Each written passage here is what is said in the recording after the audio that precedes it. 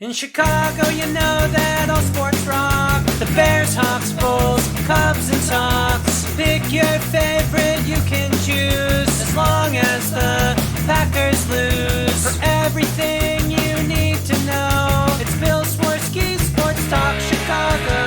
Bill Swerski Sports Talk Chicago. Hey everybody, welcome to another edition of Bill Swerski Sports Talk Chicago. This is your hosts, Alex and Sean.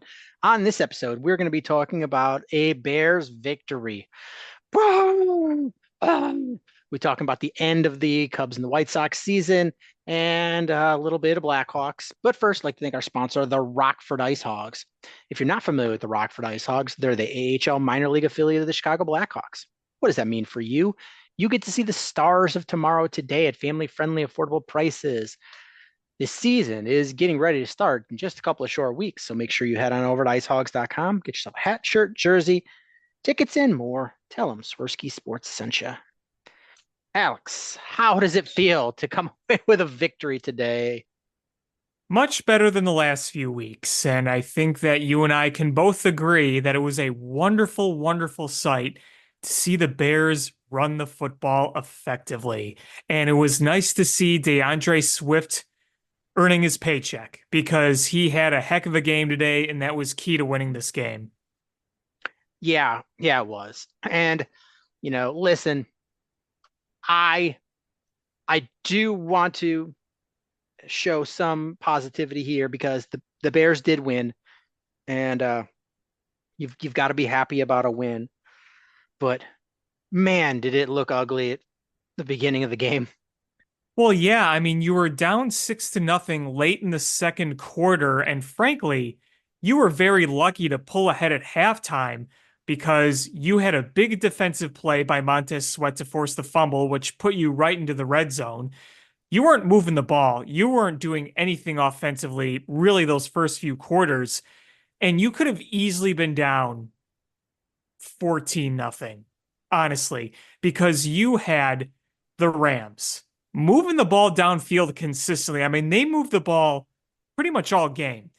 You were setting the blitz after Matthew Stafford. Matthew Stafford is really freaking good at picking it up. He's been in the league forever. And with some soft zone coverages, he was able to get some wide open receivers because what the Rams did offensively is they didn't just like dink and dunk you. They took big chunk plays. They gassed you in a little bit with the run, and Matt Stafford was able to make some 15, 20-yard chunk completions, so they were able to move down the field pretty quickly. Luckily for you, though, you were able to make some plays so you didn't fully break. You had the Gervon Dexter sack on the first drive. That ended what could have easily been a touchdown drive that ended up being a field goal. You also had another drive where you limited them to a field goal, and then another drive you limited them to a field goal, and then they missed, which was big. So all things considering that first half, you were very, very lucky to be in the lead. Hell, even be in the game the way it went in the first half. But where I will give the Bears credit, the second half, the adjustments were much, much, much better. Yeah, and I do want to take a minute. I'm sure you heard about this already, but apparently Mercedes Lewis, Cole Kmet, and Caleb Williams were the delegates to go speak to Shane Waldron and be like, what's up with your game plan here? It's terrible. And you just knew nothing was going to really change. They tried to commit to the run more, but still there was so many pre-snap penalties, guys not knowing where they're supposed to be. Still, the quarterback and wide receiver are not on the same page, and you wound up in third and long too many times. And you got better results today, and mostly because by the second half, the run started to be productive. Had that not happened, I don't know where we would be, because this was a Rams defense that up front, they're fine, but those defensive backs are getting abused. And you never challenge them deep all game long. It was you beat them with the underneath stuff. And at some point, you've got to start consistently hitting deep shots, or else you're going to keep dealing with 8 men in the box. I just don't know what else to say. And Shane Waldron is just everything is there's nothing in his game plan that's aggressive. There's nothing that's trying to take advantage of your young quarterback's strengths. You look at Washington, and I don't want to compare quarterback to quarterback because it's 4 games into rookie seasons, but Cliff Kingsbury has a rookie quarterback, and he's basically running a college offense there because that's what he knows, and it's helping him immensely. You're scoring a lot of points, and your quarterback is nice and comfortable and doing good things. But eventually, they're going to figure out that system. But by that time, you hope that he's at least comfortable enough that he can start. You could start changing some things up. But we've got a quarterback who has no pocket to move in. He can't step up because the center is just being driven back. We've got a rotating door of offensive linemen.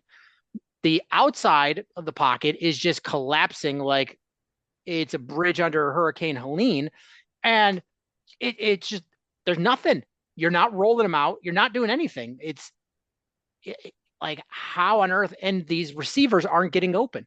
How the hell do you have 3 really good wide receivers and nobody's open against a terrible defensive backfield? Well, I will say that one thing that drove me crazy today, well, there were really 2 things. One thing was the penalties, the pre-snap penalties. Way too much of that. That is greatly on coaching. Head coach, offensive coordinator, they both have to take responsibility for that. That can't happen. And you had some bad penalties in crucial spots. We'll get to Torrey Taylor in a minute, but if it wasn't for his leg, you could have seen Cole Kmet's pre-snap penalty on 3rd down towards the end of the game. That could have been much more costly had you not pinned them so deep. Luckily, the defense and your punter bailed you out there, but that was a point where you had 3rd and 3 to go. It was very manageable to get a first down, and then boom, false start. All of a sudden, it's a lot less manageable, and you don't get the first down, you get sacked, and you have to punt it away. I mean, that kind of stuff just straight out needs to be better. And I was sitting there wondering today, why don't they bootleg and roll out more? I don't understand this fixation that you have to do everything in the pot. It was the same thing with Justin Fields. It's the same thing with Caleb Williams. Why can't you roll him out more? You don't have to do it every time, obviously, but why don't you do it more? It seems like they have this obsession with just being a pocket passer. And listen, being a pocket passer is important, but when you're trying to mix things up and you're trying to get the best success on the field as you can, there are plenty of opportunities to roll him out and try for that. And then you could say, you know what, you roll out and hey, if you find somebody open, you hit them. And if you don't, you'll have room to run and you'll get positive yards. So I don't really understand that either. What I will say in the second half was they went to a simpler game plan and it worked. It worked well. You were running the ball well. And Caleb Williams, what I want to talk about Caleb Williams today, I really liked his reads. I really, really liked his reads because there were multiple times when he scanned the field, got the snap, scanned the middle of the field, no one was there. And instead of forcing anything, he took that swing pass, stumped it off to DeAndre Swift. And DeAndre Swift today had a shit ton of yards. So those plays were all positives and you were moving the ball that way. So I think the reads by Caleb Williams today were very good. Obviously, there are things to work on with the deep ball still, and still doesn't look like DJ Moore and Caleb Williams are on the same page totally. But I like the simplicity of the play calling in the second half. I thought that was much better. You utilized Roschon Johnson when you could. He got a few first downs and a touchdown, just powering up the middle. That's what we wanted to see last week that we didn't get. And when you got into the red zone, you executed. Now, you didn't have many plays in the red zone, obviously, because DeAndre Swift had that long run. So you didn't get to the red zone, just a long run that he got to the end zone for the touchdown. Then Roshan Johnson, first and goal from like the 2, easy, simple power run. You got in right away. Us old people loved bringing a big guy in to be fullback. Yeah, Doug Kramer. Doug Kramer, a line-eye hero, comes in and the goal line and plays fullback. Love it. Yes, that was great. That was good. It was nice. It was nice to see a Bears center not going backwards, but going forwards. Yeah, I know. And not all on the ground looking like they're on some beach vacation like that speed run option last week. That was just one of the most laughable things you'll see. But I'm glad they went simple in the second half. It worked. And DeAndre Swift, like I said, he earned his paycheck today, both as a receiver and as a runner. It was far and away, and I'm sure you'll agree. I don't think anyone can disagree. It was far and away the best drive you got from the offense when it ended on that DJ Moore touchdown catch. That drive, because you ran effectively. The line actually held up. Caleb was making the right reads. And then he found DJ Moore. That throw to DJ Moore was an elite throw. Look at the replay. He was in the back of the end zone. He had a defender on him. It was perfectly placed. That was an elite throw. That was the best drive of the year. It's not even close. Yep. But I just,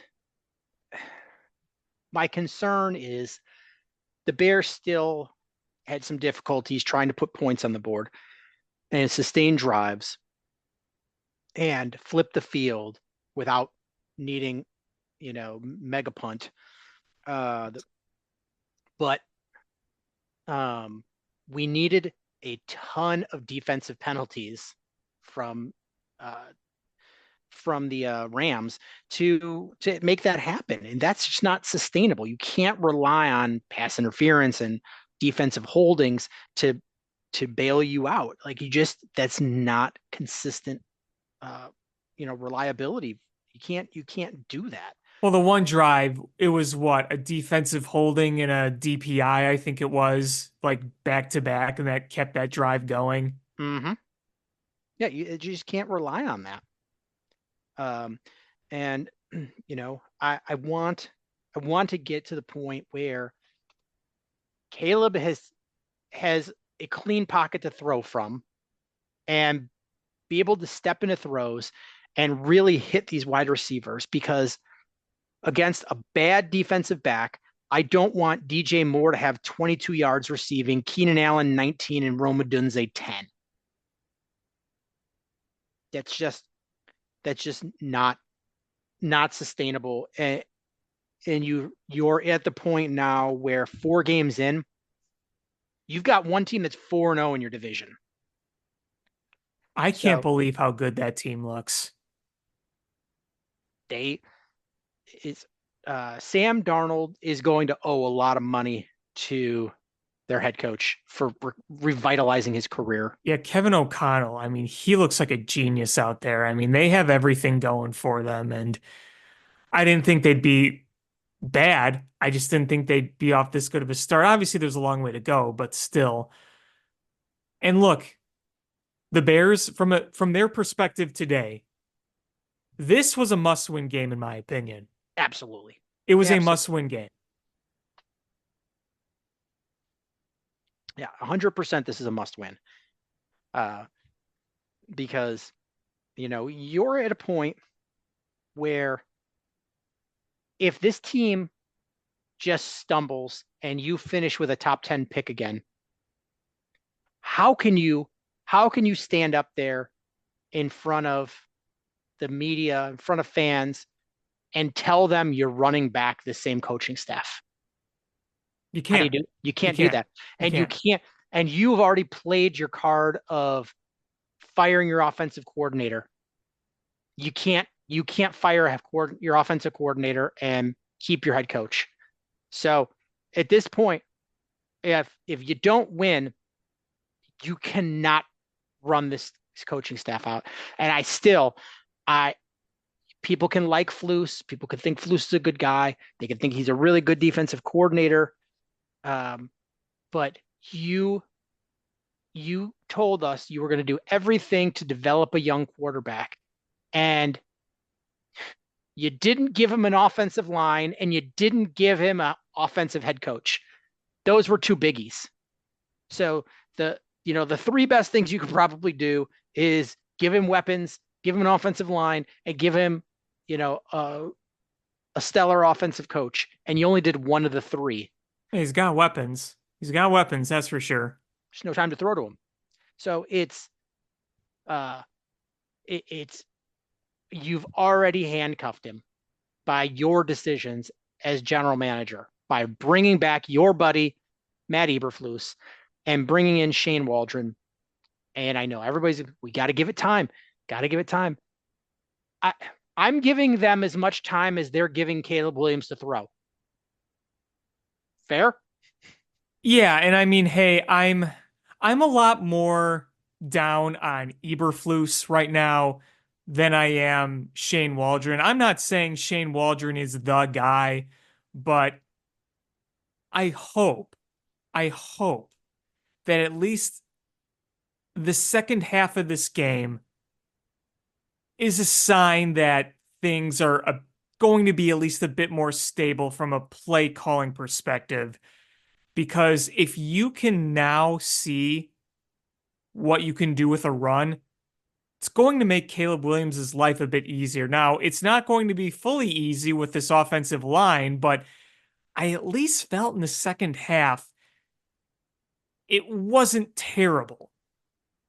I'm not saying it was good, but at least it seemed to held up a little better in the second half than it did the first half. You were able to get some runs, and Caleb wasn't getting sacked a million times. Again, it wasn't perfect, but it seemed to work a little bit better. And part of that could be part of your adjusting your scheme. And the fact that the Rams, you were able to kind of tire them out with a ground game and keeping them, on the field for a few drives.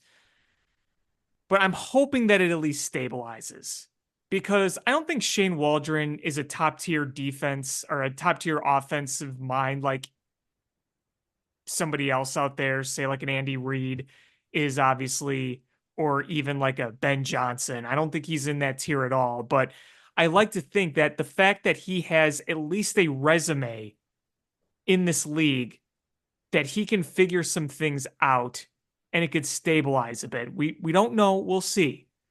But that's my hope. I'm still not sold on the Eberflus thing, and I don't like all these penalties, and I think the head coach is responsible for a lot of that. But I'm going to try to at least give Shane Waldron a bit more rope here before I cut it. Well, here's the thing, is we're like, we got to give him more time. Here's the schedule, because this is the point in the schedule where you got to win these games. Yes, you do. Carolina, Jacksonville, Carolina, who only has one win, Jacksonville, who has 0 wins. You've got the Commanders, who are actually playing pretty well. That they might not be a pushover anymore. You got the Cardinals, who are Jekyll and Hyde team. One week they look fantastic, one week they look terrible. Mm-hmm. You got the Patriots, who are not good. Then you get the Packers, then the Vikings, then the Lions, then the 49ers, then the Vikings, then the Lions, the Seahawks, and the Packers. That's who you end the season on. So where in that last group of games, where are you going to get wins? You're going to have to beat those teams. I'm not saying they will, but you're going to have to. Your last 8 games are 2 of them are against the team that looks like the best team in the NFL. 2 of them are against the team that has beat you consistently for 2 decades. 2 of them are against the team that came really close to going to the Super Bowl last year. 1 is against the team that did go to the Super Bowl last year. And I don't know what we have in the Seahawks, but boy, that's not looking fun. Joe, Makes you wish you won last week against the Colts. yep. It really, really does. I just, I just, whatever it is you're working through, you've only got a couple more weeks to get through it before you're coming to the ass kickers. Yeah, that's true. I mean, that's very true.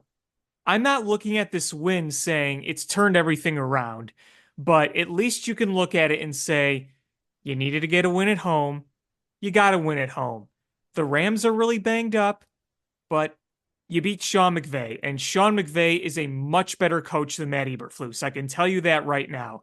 And like I said, I really like the way Caleb Williams reads the field. There's still rookie things to work through. Those And deep balls, man, he is he is so yes, off the mark on those, and that's the thing I'm going to beat him up about. Is I, the poor guy's running for his life. The offensive play calling is not helping him out. The the team with their penalties is not helping him out. And but he's like he had one where I think it was Roma Dunze. He had him for a touchdown, and he overthrew it.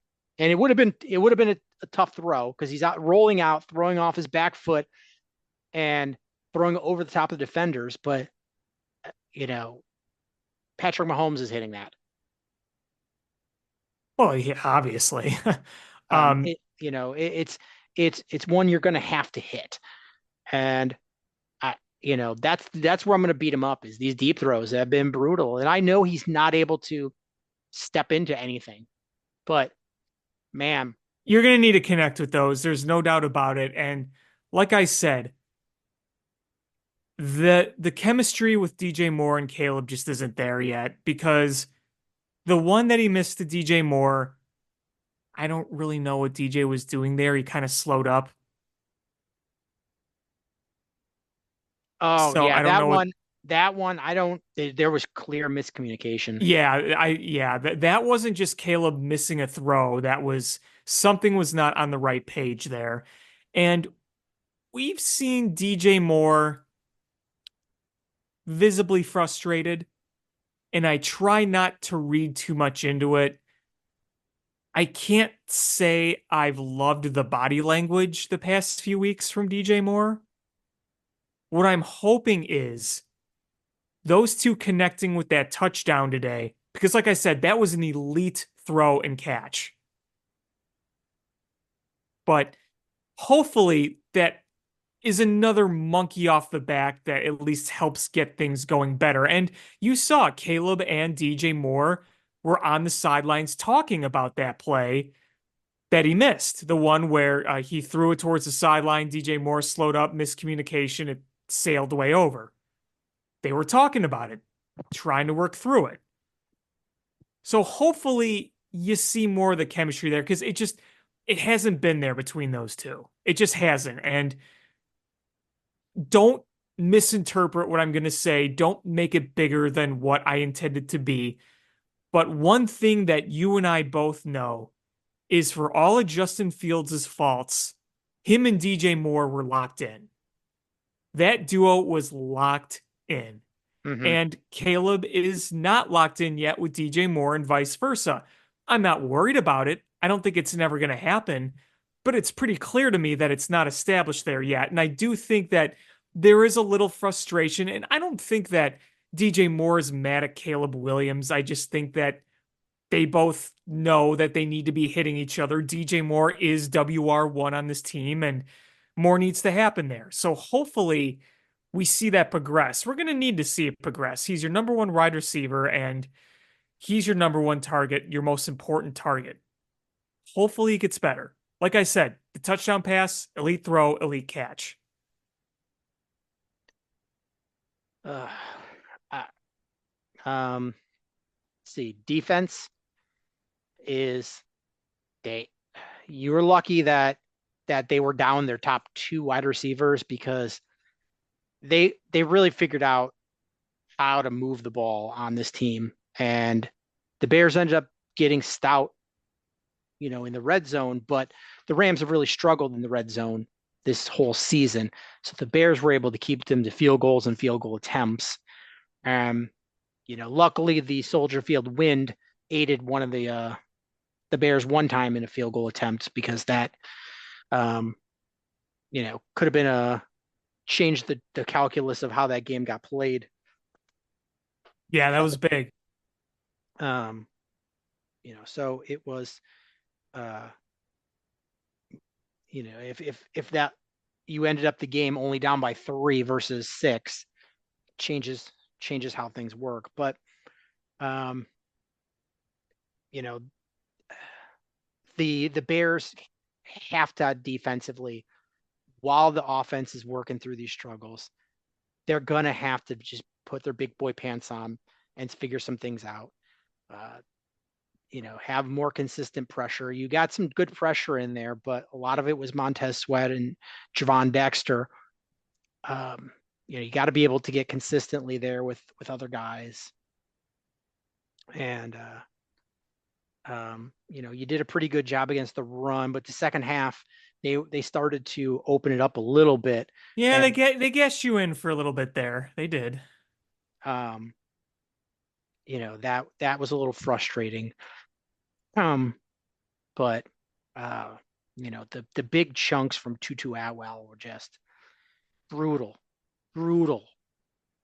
Yeah, I mean, he was wide open, soft zone, and those chunks were big chunks, like I said, because if you remember when they got the DJ Moore touchdown and they went ahead by, what was it? They were up 17-9. And you're thinking, okay, that really kind of puts a weight down on the Rams. And then it only really took them a few plays to get down the field. Mm-hmm. They didn't really dink and dunk you. They just took big hunks away.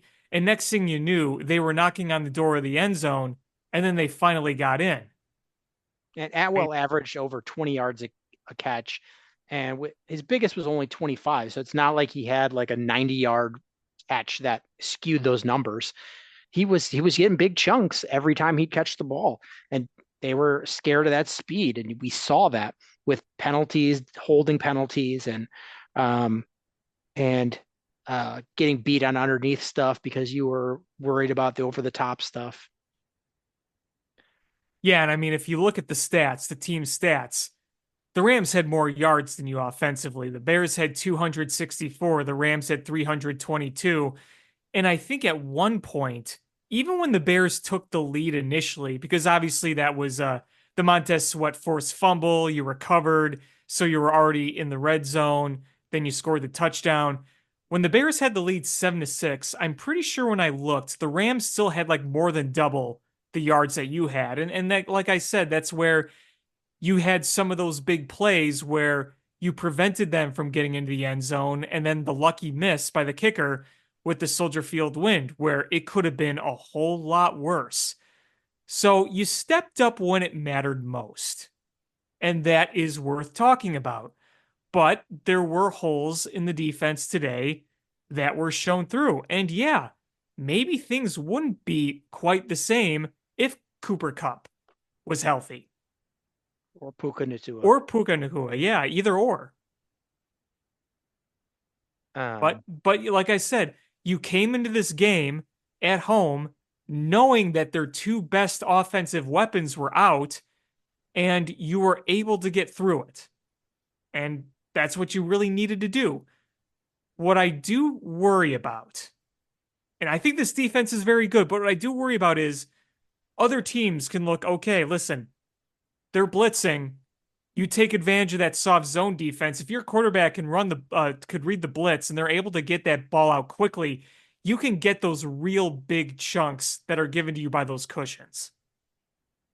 Right. That to me is the biggest weakness of the Bears defense. Yeah, they have to get home when they send those blitzes, and they did for the most part either get home or make the play get rushed. But their best blitzes have been when they send the corners or the safeties, and we saw that with Jaquan Brisker when he got that sack. Right.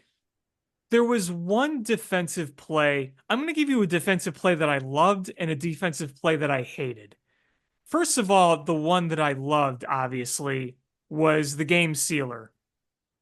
You went out, you got pressure on the quarterback right away, you got home, you hit him, the pass was wobbly, and Tremaine Edmonds was right there to pick it off. I love the aggressiveness. You pinned them deep, go for the kill.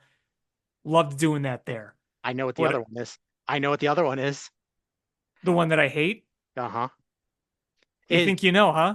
Jaquan Brisker not reestablishing himself inbounds and when he intercepted it in the end zone. Actually, no. What? Oh, I hated that play so much. Oh, well, I did too, but this was a play that could have made a big difference. Okay. The Rams were driving. It was in the fourth quarter. Then you had the Brisker sack. Sent him way back. But on third down, you let them get like what, 13, 14 yards to set up that field goal? Yeah. You let them get way too many yards there. And that could have been, luckily it wasn't, but that could have been a huge difference in that game. And if I remember correctly, the camera panned to Matt Eberflus on the sideline, and he was pissed about them getting that big chunk of yards back. Even if they weren't necessarily that close to getting a first down, you let them get a very manageable field goal. And folks, what are we learning? 50, 55-yard field goals are like 40-yard field goals now. If anybody after the Bears game was over, if you watch the end of the Rams or the Falcons versus Saints game, at the end of the game, Saints were up by 1, and Was it a 59 yarder? 58, 59-yard field goal, and the guy kicked it like it was an extra point. Yeah. And I get it. That was indoors, but still, I mean, you're seeing it everywhere around the league. They're just 55-yard field goals are nothing now. I mean, there was a time where it was, 55 yards. Do we go for it? This is going to be a long one. I mean, now it's nothing. As recently as 2018, 2019. Yeah. And we're not just talking about the Bears. We're talking about all around the league. We were talking about league wide. You think about all the times you go for it on fourth down, how that's gone up over the past 5 some years. Well, look at the field goal attempts too. You can reasonably say 56-yard field goal, that ain't the gamble it once was. Obviously, no field goals for sure. It's still a long field goal, but it's so reliable to hit that now more than ever. I mean, hell, when I was a kid, going for like 58 would have been a huge deal. Oh, yeah. Not as much anymore. They'd had Guinness out there waiting to see that for a world record. I bet this year we're going to see the newest record set. Longest field goal. There's been games where I've seen coaches like with a 68-yard field goal and debating it, like send the kicking team out there and like they're thinking about it. They're like 68. Well, I think he can do it. Hey, listen, if you're a team that's in the game or you're up, if you're up 14-10 and it's the final seconds of halftime and you got like a 64, 65 yarder, go for it. Honestly, not like it's never happened before, but I feel like that decision's made a little easier now. I mean, what's wild is if you can have a kicker that can kick a 68-yard field goal, that means all you have to do is cross the 50-yard line or get it to the 50-yard line, but get it midfield. I'll kick a field goal. Like, that's wild. And think about the new kickoff rules now. Say you take a touchback and you have it at the 30 and you just need points. All you need to get is like 2 first downs. Yeah. And you have a chance. And I mean, hey, I know the wind took one of the kicks away from the Rams kicker, but he also hit a pretty long one too today. And he nailed it. And that's outdoors at Soldier Field. Just think about all these indoor games. I mean, hell, we saw it when we played the Houston Texans. We saw how good their kicker is. We knew if the Texans got past the 50-yard line, they had a really good chance of putting points on the board. Yep. So, like I said, as good as this defense is, I don't want to shit on the defense, but keep that in mind. If you're giving your opponents cushions and you're playing softer zone and you're blitzing and you're not getting home, then you are giving up chunk plays, which could be enough to get you in a field goal range easier. So I do hope that there are times when they go more man to man. Because like I said earlier, especially early in the game, I mean, Matt Stafford was picking up those blitzes and picking your secondary apart because they had separation. They had separation in the middle of the field. He was hitting them pretty easily. And you know Matt Stafford's going to read the defense well. When he's got a blitz coming at him, he's been around the league long enough to recognize that. If he's got enough time to throw and there's a guy open, he'll make that. He doesn't crumble under pressure like a number of other guys do. At least not early in the game. But credit to the Bears defense for getting home at big times, because those stopped a lot of Rams drives that were otherwise probably ending up in the end zone. Gervon Dexter on the first drive, we mentioned that. The Jaquan Brisker sack, huge. And then getting hit the final play of the game for the interception. Those were three big moments you got to the quarterback that turned this game. So give him credit for that. And of course, the Montez Sweat fumble recovery. The forced fumble. I can't remember if that was him that recovered it. I know he forced the fumble. I don't remember who recovered the fumble. I have to go back and look, but I don't think he recovered it. But yeah, he forced the fumble. Yeah. Yeah. He got to the quarterback and he did the damage. But I hated that Jaquan Brisker interception when he is right off the bat. I watch it and like I had a pizza in the oven and I went to go pull it out and I come back and just as the play is happening, I'm like, oh, he's out of bounds. Like, he's out of bounds. And then they're all celebrating. I was like, that's coming back. And then I went to go finish getting my pizza and then they're like, oh, they're reviewing this. I'm like, yeah, it's going to get overturned. And sure enough, he didn't reestablish himself. And I'm like, that's frustrating because it's not being aware of where you are in the field.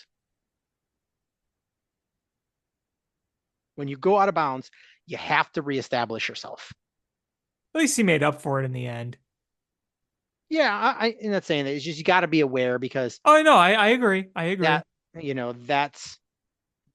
That goes from giving them 0 points to keeping their drive alive.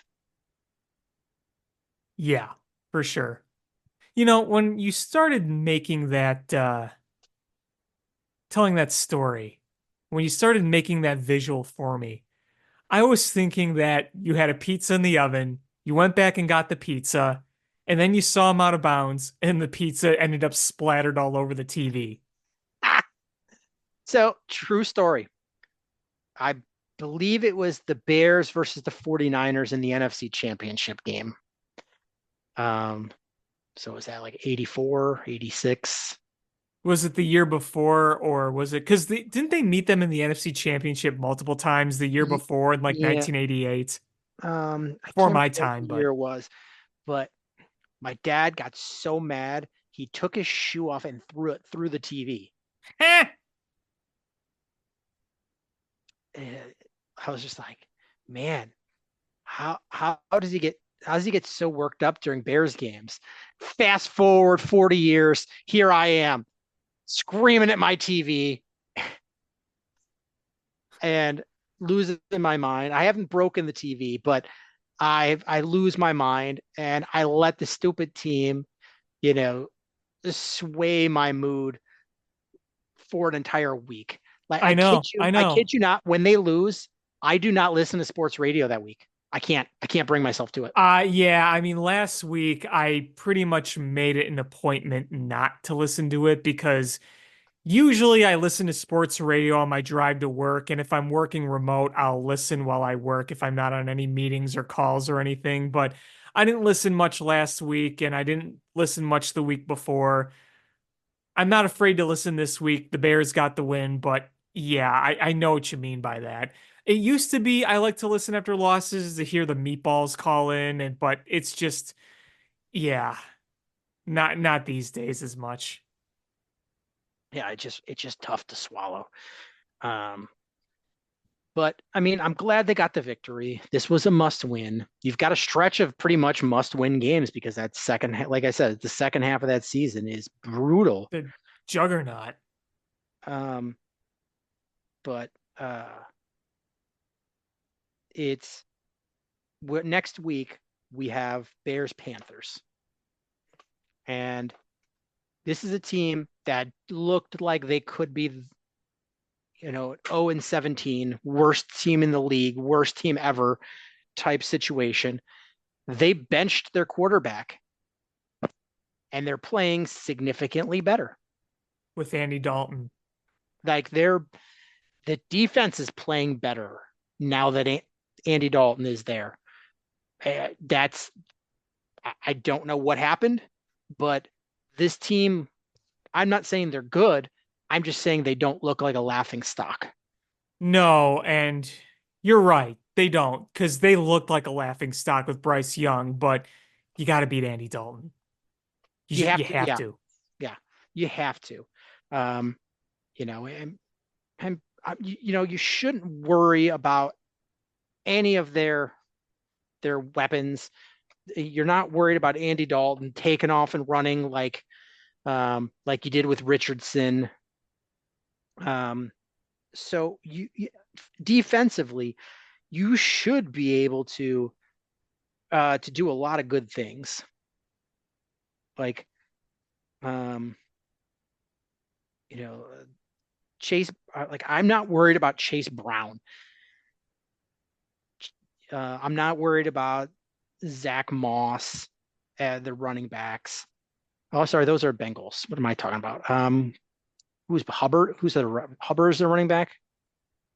Um, like I'm not scared of Hubbard.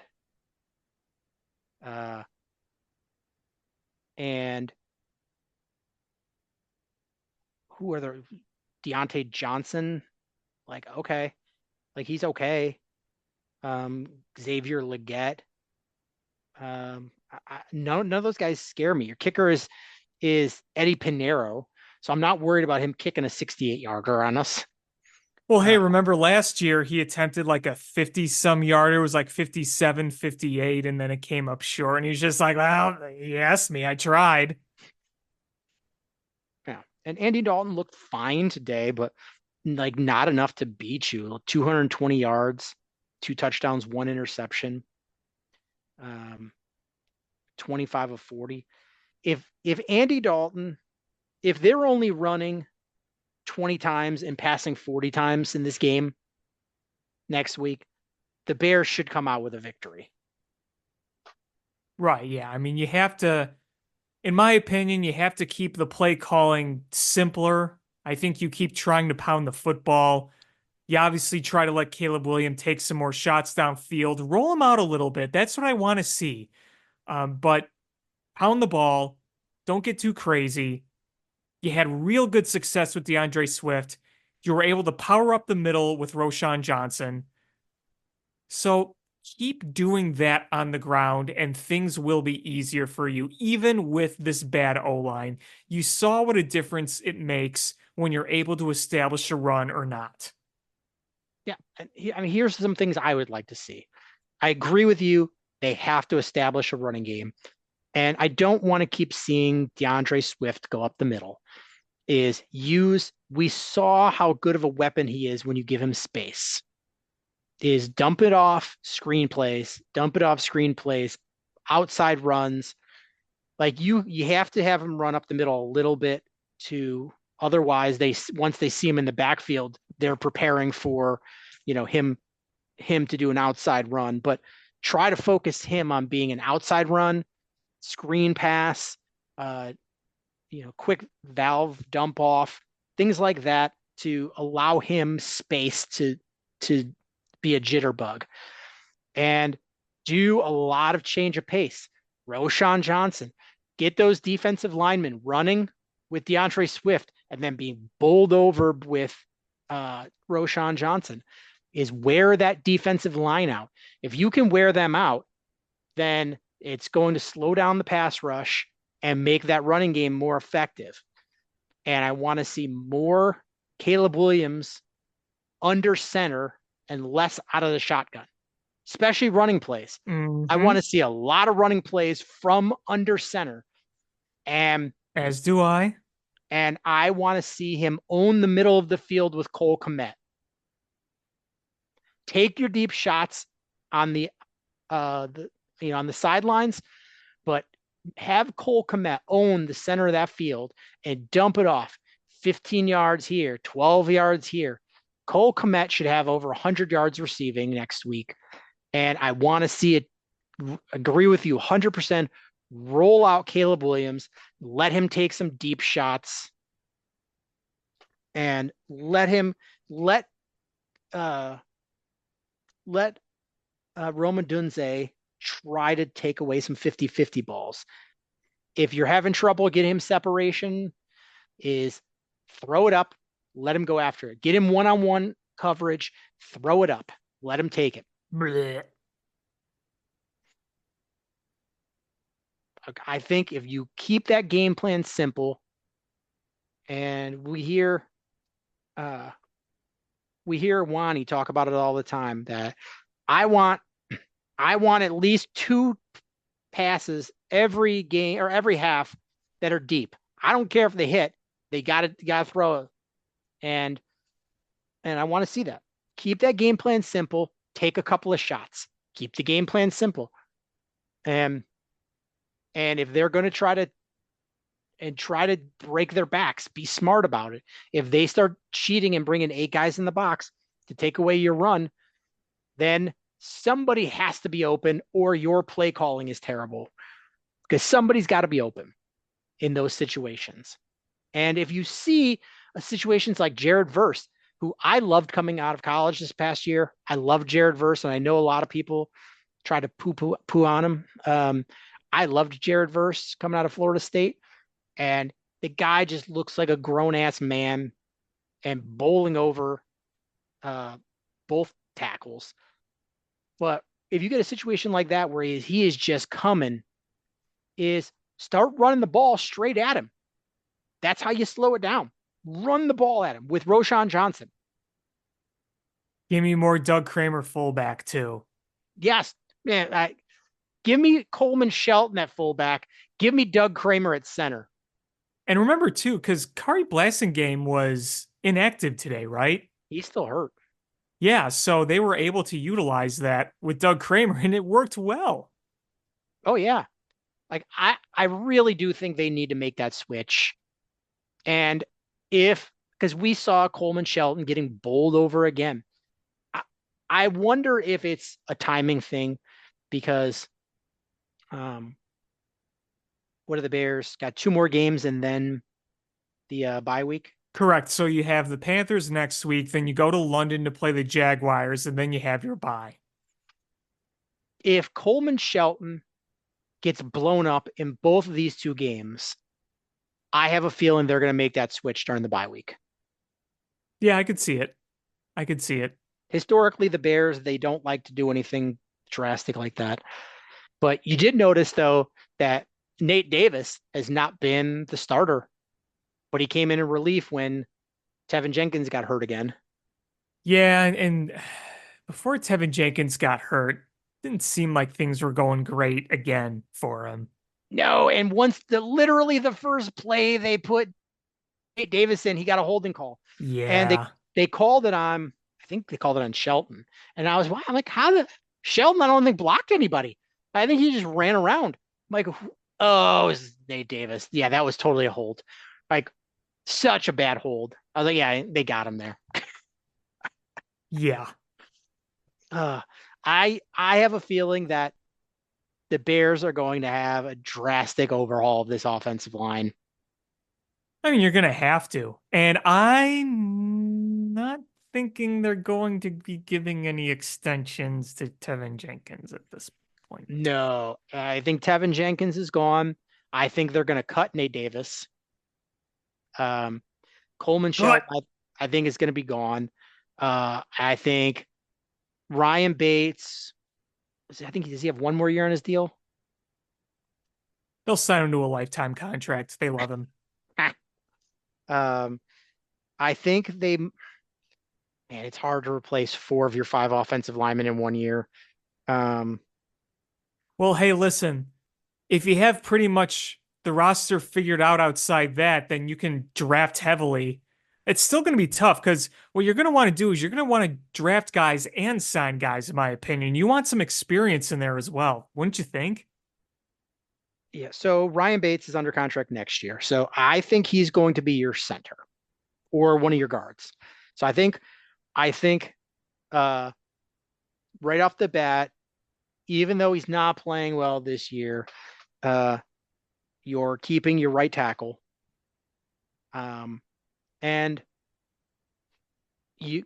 Ryan Bates is going to be either one of your guards or your center. And I think you're probably going to have to upgrade over Braxton Jones. I thought he would take a big step forward this year, and he is not. Disappointing. Definitely disappointing. So you're looking at, you know, 3. You need another guard, a left tackle, and either a guard or a center. And so you're looking at 3 offensive linemen. I think they got to draft a center because I 100% agree. good centers are not just going up in free agency. So you're going to have to draft one. Maybe you try to sign a free agent guard. So you draft the center, and then you got 2 veteran guards, which makes life easier for the center. And you draft a left tackle. And you leave Braxton Jones as your swing. Or maybe you move Darnell Wright to the left side and try him out at left tackle, and then draft the right tackle.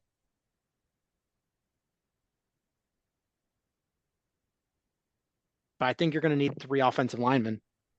At least. But let Doug Kramer keep playing. I would love for him to play. Figure it out. Figure out, can this guy play? If he can play, then you're like, okay, well, then what's one less position? If you never we know that Coleman Shelton can't play anymore. Like, they keep saying, like, he's smart. Like, okay, then make him a coach because he can't play. Like, he might be able to identify what the blitz are and call the offensive scheme, but he has been so bad at actually blocking people that it's not working out. So I don't understand if by the Washington game, if Doug Kramer or Ryan Bates are not playing center, I'm going to lose my mind. Because I can't keep watching that pocket just collapse up the middle. That pizza is going to be all over Sean's nice TV. It's just going to be splattered. And you're going to see that pizza, once it's splattered, you're going to see it slowly slide down. And you're just going to see the smear of the Jack's pizza sauce just slide down. Was it a Jack's pizza you had today? They're on sale at Mariano's, 3 for $10. Classic. That is a classic. It might be on the cheaper end, but that's nostalgic. I remember eating that as a kid, and I'll always have a soft spot for Jack's. I'm not going to lie, I grew up poor, and there are some things like poor delicacies that I still truly enjoy. And the cheap frozen pizza is right up there at the top. I love a cheap frozen pizza, and Dude, I recognize it is not a culinary masterpiece, but man, it just hits the spot. You know what I really, really enjoy? Have you ever tried the signature select pizzas before, the frozen pizzas? Is that the Jewel brand? Yes. Yes, I love those. Those are good. Those are really good. They have a supreme. Oh, it's delicious. and then maybe you sprinkle like a little oregano on it after you put it in the oven. I love frozen pizza. Love it. Yeah, it's and I cut it. I don't cut it into regular slices. I cut it into four. It's four slices. That's what I do. Cross across. That's it. And and I just love a frozen pizza, man. My last night at the grocery store, my wife is like, "Really? Three frozen pizzas?" Like, well, they're three for $10. Otherwise, they're almost $5 a piece. So I'm like, it's like buy two, get one free. She goes, do you even eat these? And I was like, I love these. She's like, And you ugh. keep them in your fridge. They're not going to go bad for a while, so you hang on to them whenever you need it. And It's I, you perfect for know, like, well, yeah, when my wife or kid are gone, like, what am I gonna do? Cook a whole meal for myself? No, fuck no. I'm throwing a frozen pizza in a couple minutes, it's done, and I like it a little underdone. Um, and and what I usually do is I throw it in there. I don't wait until it preheats. I throw it in there, like as it's preheating, to and then once I see it looks like melted and like cooked and not, then I turn it off and then I leave it in there as the oven starts to cool down. So it still cooks a little bit, but it's under temperature. And then I pull it out and that bad boy is perfect. I can't get over. You cut it in four. That's great. Next thing I know, you're gonna just be rolling it up, and you're just gonna be eating it like a giant like spring roll or something. It just looks like a tamale. Oh, you know what's really fun to do is you mix them up a little bit because I love my home run in as well. I like my signature select, my jacks, my tombstone. So when I was in college, me and my roommates, senior year roommates, we lived in an apartment. We didn't have a lot of money, so we bought a lot of frozen pizza and we would make that for dinner quite often. And what we would often do is we would buy multiple brands of frozen pizzas and be like, all right, we'll put one Red Baron on this side of the oven and a Tombstone on this side of the oven. And you'd mix it up a little bit. And everyone is just a little bit different, but they're all good in their own way. I swear, some people give frozen pizza a bad rap because I, like you, really do love it. And I love the crust on the home run ends. I really, really like those. And the sauce, too. Those are probably my number one. The one that I loved as a kid was DiGiorno, but I feel like they've gotten a little too thick with the dough. Where, I like the kind of crunchy crust you get from Home Run In, but it's not like you're eating bread. You know what I mean? I don't buy the high end frozen pizzas because I'm like, you know what? If I want high end pizza, I'm just going to order a pizza, have somebody else cook it. And I like the cheapy ones because like that just hits the spot. My other guilty pleasure with food is Top Ramen, and I put Valentina hot sauce in it, and it gives it a good kick. So as you're making it, put the hot sauce in there and cook it all up, and man, love Hmm. it, love it. Hmm. Because you got, I like the Valentina because it's got a good kick on it, and so then you eat the noodles, and the noodles don't they don't absorb a lot of the hotness, but the broth, man, the broth goes from just a mashed salty mess to woo, it's got a nice kick and good flavor to it. Somebody told I me that recently, and I've been doing it ever since. And then I go and buy at Mariano's. They get the 6 pack of the Top Ramen. It's like 6 packs for like $3. hmm. Yeah, I used to eat ramen as a lot as a kid, not recently. I recently too just went for the first time. I went to a Woodman's. I'd never been to a Woodman's before, but I went to Woodman's. This was like 2 Saturdays ago. Because there's one right next to where Stratford Mall was, which they're going to be tearing down very soon for all you Western suburbanites. RIP nostalgia. They have the one there, and I walk in and I was greeted with a tower of RC Cola and 7 Up. I'm like, this is my kind of place. And they have a huge, huge, just extended freezer of frozen pizzas. Like the freezers, they're like they're not like the ones you pull. They don't look like the fridge. They're like the ones that like you reach in and you take them. You know what I mean? There's no cover on it. It's kind of like where you would buy like a meat deli, but without the top on it. But it's just this long, long row of all these different frozen pizzas. And there was a stack of Jacks and a stack of Tombstone and a stack of Red Baron. And then I found the Hawaiian Punch line. Just like a whole aisle with just Hawaiian Punch. And I really knew that this was my kind of place because I just want to have one Saturday night where I don't go out, I don't hang out with people as much as I love doing it, but I just want to take one Saturday night and literally just sit and eat frozen pizza and drink Hawaiian Punch and just do that. Just one Saturday night a year. I like to have that kind of night. Hawaiian Punch, I drink it like once every 3 years. But when I do, I go, oh man, it like you get this dopamine rush of nostalgia and sugar. And man, why don't I drink Hawaiian Punch more often? And if you get it in the bottle with the real sugar, woo! Oh, it's so good. It's so good. Because my favorite flavors are the original red and the purple. I really like the purple too. I haven't had the green one in a while. I know there's a blue one, but those are probably my two top flavors. I loved drinking Hawaiian Punch as a kid. My grandparents always had it, so there was always a bit of nostalgia there. The nostalgia with my grandparents, they always had pop in their fridge, but the big nostalgia drinks I had at my grandparents were RC, Hawaiian Punch, and Sunny D. I love Sunny D, and I haven't had some good Sunny D in a while. Now I need to buy some Sunny D and I some was more Hawaiian Punch. at the grocery store last night. They had Fanta and it had the Beetlejuice characters on the cans. And I was like, oh man, I need Beetlejuice pop.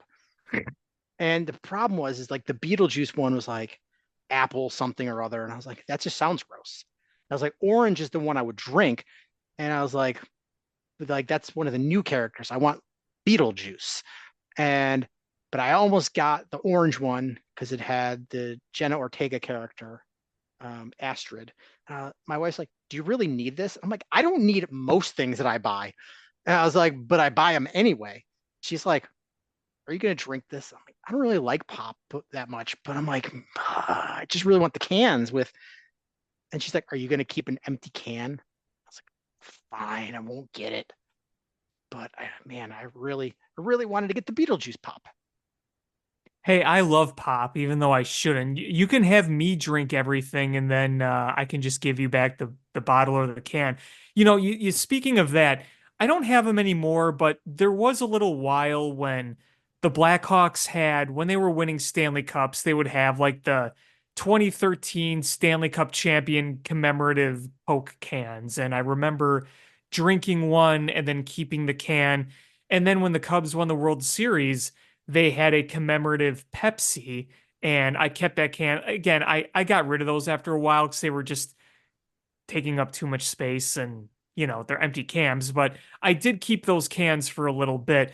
One thing we did keep was the champagne, the Cubs World Series champion champagne bottle. We kept that, but that's a champagne bottle. It's a little different than a tin can.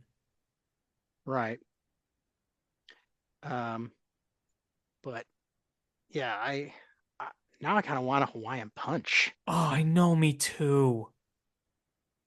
Because at There's the Woodmans, they have like the mini plastic bottles. So it's not the full jug, but it's not like a can. It's just like a mini water bottle, basically. And I don't really see those as often in some of the other stores. It's either the jugs or the cans, but they had those at Woodman's. So I'm like, all right, okay, I could dig that. there's a liquor store like walking distance from my house, and they've got this like another poor thing I like is I don't like fresh squeezed orange juice. I like the cheap off-brand from concentrate orange juice. Oh, do you like the ones that come in the little circular like plastic things where like you peel the top off?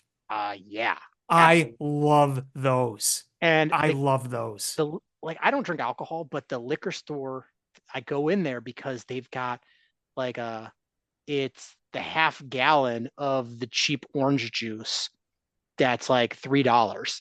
And so I go in there and buy it. And they also have like this weird section of knockoff action figures. So it'll be like spacemen, and it'll be like clearly like a Darth Vader and a stormtrooper, but like Chinese knockoffs of them for whatever reason. But I think they would have Hawaiian Punch. I might, as soon as we finish this, I might walk over there and get myself a Hawaiian Punch. People are coming in and buying their late night liquor, their Jack Daniels, their Jim Beam, and there you are buying Hawaiian Punch and Spaceman. Is there a Greedo, a knockoff Greedo? Oh my God, I wish. So, true story. So, and we've talked about this on the show, is Greedo is by far and away my favorite Star Wars character. Freaking And worship Greedo. and uh last night, um I so like the other day, maybe a week ago, I was on that weird tchotchke site Temu, Oh yeah, yeah. and they had like a glass cabinet that had built-in LED lights, and it was like $170 with free shipping. And it's like 5 feet tall, like 3.5 feet wide, and like 18 inches deep. Like, okay, or 12 inches deep, something like that. Like, that seems like a good deal. It's like way cheaper than IKEA. So I was like, I'll take a shot. It arrived, and I on Friday, I put it together yesterday, and I put all of my Greedo stuff in there, and I it filled up, and I still couldn't fit it all in there. But it's so cool when you walk by because it is automatic sensor. When you walk by, the LED lights turn on, Yep, yep. and then it turns off when you walk away. So I'm like, oh my God, this is so cool. That is cool. Um, so yeah, I put all my stuff in there, and it looks awesome. I'm so happy for it. Uh, and um, I just texted you a picture. All right, let's see this.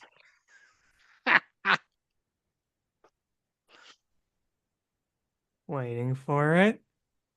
There we go. Let's see. All right. Oh my God. I have never seen so much Greedo. Oh my God. It's literally all just Greedo mania. And it's not even all of it. Ugh. I had to, like I sent you the picture of like another shelf, and then I have a couple of other things that are just I don't want to put in there because they're too big. So I've got a life-size Greedo bust, and I've got a statue that's like a 16-inch tall statue Is of that a Greedo. Greedo Marilyn Monroe? Yes, I can't believe that exists. it doesn't. Somebody made it, and like a friend of mine was like, "Dude, I'm at this toy show, and somebody made this. I bought it for you. It's coming in the mail," and it shows up, and I'm like, that's amazing. That's going in my cabinet." I hope all you listeners understand how epic this Greedo collection is because I didn't know there was possibly this much Greedo stuff in the world, and I'm looking at it. You know what's funny is so there's a guy, like if you look on the big shelf, the second from the top in the left hand side, you'll see like two Greedos that look like they're in a like pro wrestler gear. Is the guy who sculpted those and made those. They're like made out of like a vinyl figure, Sofubi figure. There's one more that I don't have. It's like a flesh color one. And I messaged the guy, and I was like, if you have ones that you didn't like, you just kept around and didn't haven't thought of selling yet, or you know anybody that's getting rid of one, please let me know because, and I'm like, do I put that I'm the world's biggest Greedo collector? And I'm like, I'm gonna put it. Like, I'm the world's biggest Greedo collector, and he just put a thumbs up, responded, and then I sent him the pictures that I sent you, and he just wrote back, "Holy shit!" Oh my God. He's like, I thought you were kidding. I was like, no, I don't kid about the greed, man. You don't mess around with Greedo. I do not. I do not. And I get into a panic. Like, it's like I have like these saved searches on like Mercari and eBay for Greedo stuff. And whenever something pops up, and this is not my enamel pins either. So I have like a whole collection of enamel pins. Usually Disney is like huge on putting Greedo on everything. But I took one of my kids' old jean jackets from when she was little, and I just put up all the Greedo pins on the back of her old jean jacket from when she was like 2, and so that's still not up there either. But whenever I see something that came up like that's new that I've never seen before, I get in a panic and I'm like, need this. This was a character that was in the movies for like 30 seconds. Uh, can't explain my love of Greedo, but it exists. And Tuka tuka and the best is, Eberflus. That's what and you're gonna say when you meet him. I don't know if you know this, but for part of so there's two different people that played Greedo. There was a man and a woman, and when the woman played Greedo, she wore high heels to be the right height. So Really? if you have like the behind the scenes photos, it's the Greedo outfit except wearing high heels. So somebody made like the original Greedo figure, like the original like Star Wars Greedo figure, except sculpted him with high heels on. And I've got that too. I just haven't assembled them and painted them yet because it was like he 3D printed it. So I've got that in there with the high heels. So I've got to paint that and then put that together. Just another item on the Greedo checklist. There's so few things that I don't have. I'm surprised there are things you don't have. uh there's a few like original Star Wars things. Like there's like the original Greedo figure. It came in a 2-pack and a 3-pack. No sell for like $1,000. My that's um that is my wife would kill me, but um I one day I'll win the lottery and I will buy those things. Hey, keep your dreams up. Don't let them go. Well, it's hilarious. So I don't know. There's a TikTok account where this girl, her favorite Crayola crayon color is dandelion, the color that they discontinued in 2017. Oh, I thought you were gonna say purple. Now that would be somebody else. Yeah, But that's another person in this town. and so this girl made a shrine for the dandelion crayon, and people would just mail her like dandelion crayons. Some of them were like just stumps and stubs, and some of them were brand new. And like she ended up buying like a wax melter and like letter molds and melted crayons to spell out the letters to spell dandelion. And uh and somebody's like, oh man, this girl's crazy. And then I just show them my Greedo collection and they're like, oh my God, you're crazy too. That's awesome. uh, but yeah, Bears. Bears, they won. They're 2-2. They needed a win. They got a win. It doesn't match the passion for Sean's Greedo collection, but hey, we are happy about said win at the end of the day. Again, shout out to Caleb Williams. I thought the reads were very good. Keep growing. Just keep Yeah, growing. I think we are seeing growth. I want to see him get the opportunity to take a big step. And I he know, me too. and and the coaching staff and the offensive line have to help him. I'm with you. I'm with you. Um, White Sox, they did it. They broke the record. This is despite winning a bunch of games in the last six. Um, You won 5 out of your last 6 games, like the '03 Tigers, but you still got the record for losses. yep, and you knew they were because they only needed one in a 3-game series against the Tigers, and the Tigers were going for the playoff clinch. Uh-huh. So you knew that they were going to come out and kick your ass at least one of those games to get the playoff berth, and then after that, who they didn't care, but you got to see uh, um, your former announcer Jason Benetti, and he got to call his new team making the playoffs while you set the record for most losses in a And season. that call was great. That call Absolutely. was fantastic. Jason Benetti, I know we nerd out over Jason Benetti on this show, but Jason Benetti's a really good announcer. And the story that came out in the Athletic about how they would like Jerry would call into the booth and tell them what they were doing wrong. Like, Hmm. oh my God. Awful. Talk about mistreatment. And you heard the quote, well, what? Standards are standards according to Jason Benetti. I mean, that's just insulting. So I hope he enjoyed every minute of that. And I'm sure he did, because if you saw those post-game videos of them celebrating in the locker room, he was loving the beer and champagne shower that he was getting. I it's it's cool, good for him. And I'm excited for him you know, to have a team in the playoffs.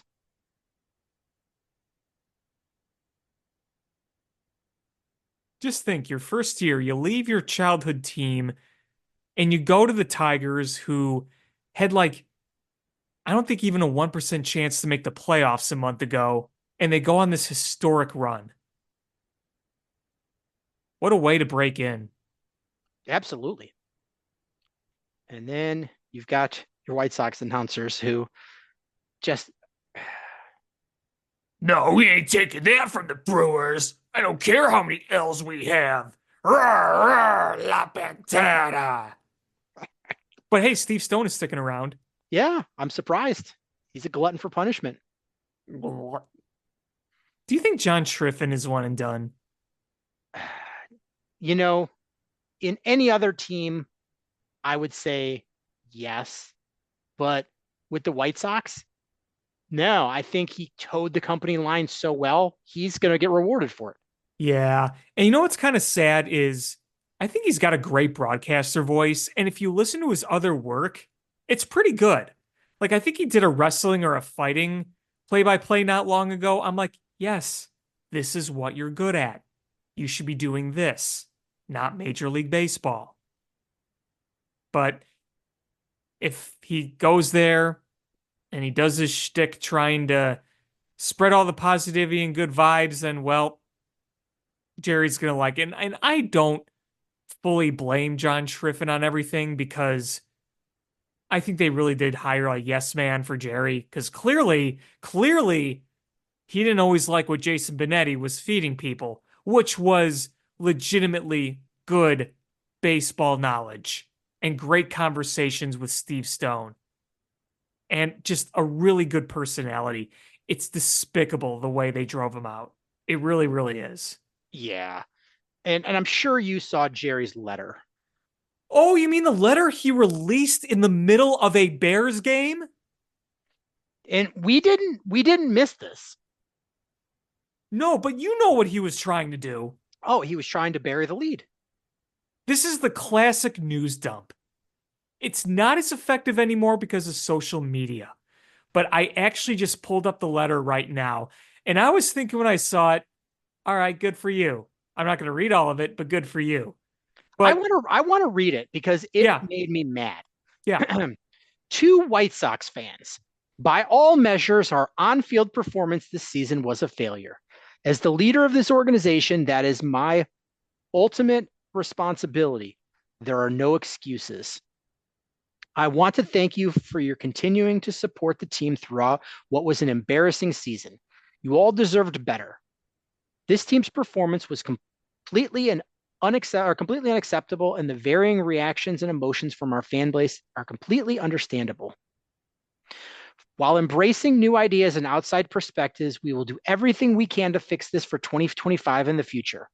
This will include further development of players on our current roster, development within our system, evaluating the trade and free agent markets to improve our ball club, and new leadership for our analytics department, allowing us to elevate and improve every process. Oops, reading on my phone and it. Every process within our organization with a focus for competing for championships. In fact, change has already begun happening with our baseball operations group throughout this past year. When named general manager in 2023, Chris Getz and his staff immediately began conducting a top to bottom evaluation of our existing operations. Chris is rebuilding the foundation of our baseball operations department with key personnel changes already happening in player development, international scouting, professional scouting, and analytics. Some of these changes will be apparent quickly, while others will need time to produce the results we all want to see at the major league level. Our organization's most important decision in the coming months is to evaluate and identify a new manager and leadership voice for this organization. Chris is well underway with this search. He has identified the key attributes and preferences for our next manager and has already begun an exhaustive search with a wide range of candidates to lead the White Sox in the clubhouse and dugout. Even in the worst seasons, where at times it felt like nothing was going right, there were bright spots that provided reason for optimism about our future. The overall health of our organization is improving. Our minor league rankings show this growth. The Class AA Birmingham Barons won the Southern League title, while Class A Kannapolis reached the finals of the Carolina League, and our organization has built an impressive future pool of very talented prospects. Whether said out loud or written in a statement, words are easy. I understand we need to show our progress through action, and I commit to you that everyone associated with the White Sox is focused on returning this organization to the level of success we all expect and desire. Above everything else, I'm a fan of baseball, of Chicago and the White Sox. Every loss this season, every blown save, every defensive miscue, every shutout, every sweep hurt. It was a long, painful season for us all. We recognize on a daily basis that it was our responsibility to earn your trust, attention, and time and support. We vow to take that approach daily as we work in this offseason to be better. We owe it to each and every one of you, Jerry Reinsdorf. All of that was written. They already announced that they will be cutting payroll, and they are actively trying to trade their best pitcher. Mm-hmm. Everything that he wrote in this is a fucking lie. There is not a single thing in there. It's like, have you ever seen the movie They Live? No, I haven't. So in it, Roddy Piper, there's like these aliens that look like humans, but when you wear these special glasses, you can see what they really are. And you can see like the subliminal messages that are really written in things. And I feel like if you put on those glasses and read this statement, it just says, I made a profit this year. Ha ha ha. Build me a stadium. Because nothing that he wrote in there is true. You said last year, how much would do you think this team would have been broken the all-time record and lost 121 games had they signed Shohei Ohtani? We're not going to be in the Shohei Ohtani race. You went out and the best player our generation has seen in his prime. You made an announcement. You're not even going to bother making a pitch to him. He was an unrestricted free agent You didn't even make a pitch. I can shit on the Cubs a lot, but they put together a hell of a pitch. And they were one of the finalists. The White Sox didn't even enter the race. They said that before the offseason, that they weren't even going to try. And then they announced before the season was over, they were going to cut payroll. And was said this weekend that they're going to work very hard to trade Garrett Crochet in the offseason. Why? And they said that they're not going to be active in the free agent market, which is that, and Chris Getz said that. That's contrary to what it says in this press release. So why does he think that anybody believes that? It's your typical, we need to do better. We're going to try to do better. I'll just speak. Remember last year when Jerry Reinsdorf actually had a press conference where he faced the reporters himself. What did he say? He said hiring Chris Getz was the way for them to get better as soon as possible. This was a season they lost 101 games. We need to get better as soon as possible. You lost 121 this year. And you're going to be trading away Garrett Crochet. There is a path for you to be better. And I think the Sox already do have some very intriguing pitching prospects. It's not all barren. No, I'm not. Yeah, I'm not saying that. But to bullshit us like that I don't give a shit that your minor league team did well, because you know what is most of the time when a player is leading a team to doing good, for their whatever AA or AAA team, they move up. So it's just saying is that everybody that stayed in that team and there was nobody worth bringing up. That's not a selling point for me. And you're right, they do have some intriguing pitching prospects, but who's going to hit? Right, you need a lot more. You need a lot more. Their starting pitching was far from their worst problem this year. No, I mean, Garrett Crochet was really good. When you had Eric Fetty, he was good. I mean, those two right there were a really good 1-2 punch at the top of the rotation.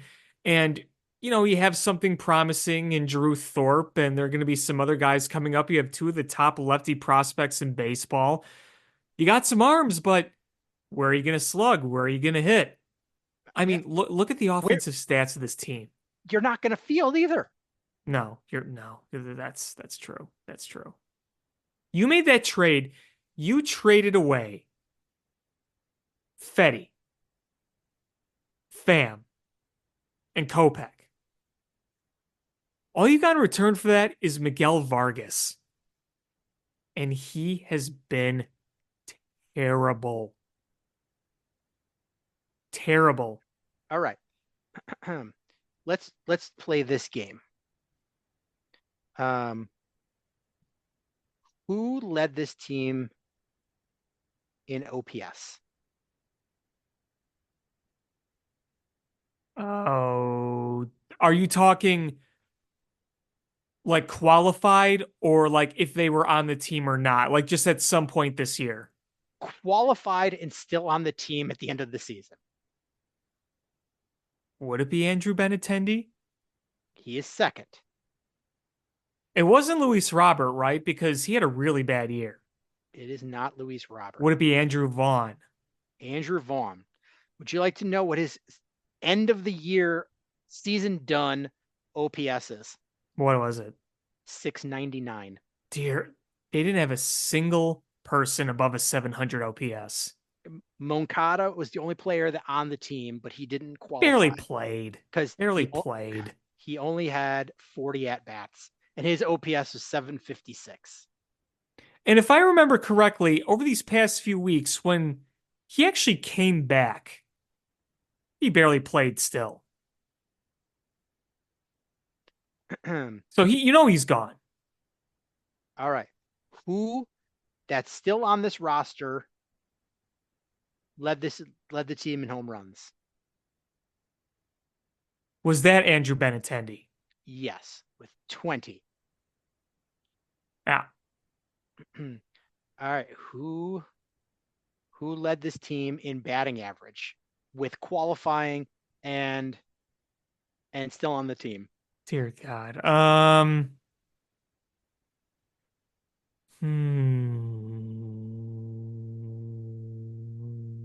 Would that be Andrew Vaughn? No, he would be second.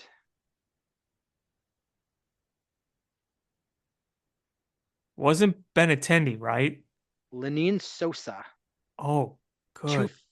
254. Good God. When Lenny Sosa is the best at anything on your team. And this is ESPN's WAR. But how many players on the White Sox, hitters, how many hitters were above 0.3 WAR? Above how much? How much were? Above 0.3 WAR. How many were above? Yes. 2? 1. 1. Garrett Crochet, right? Oh no, non pitching. Oh, position players, sorry. Luis Robert. He was a 1.3. Probably because of the defense, right? Still Probably. played great Yeah. defense, yeah. Yes. Holy hell. All right. Man,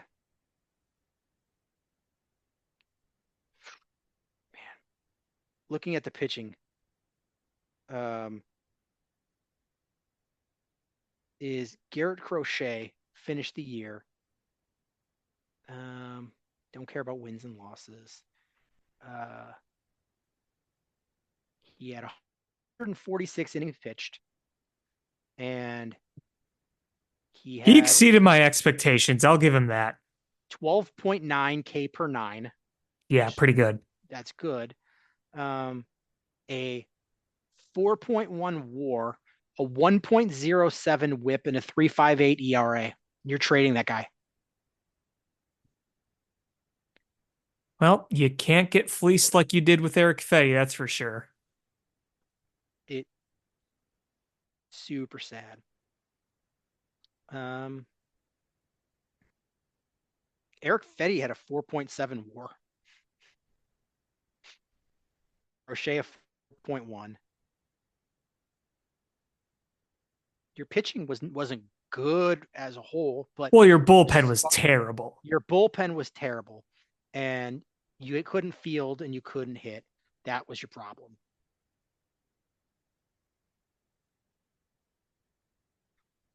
Yeah.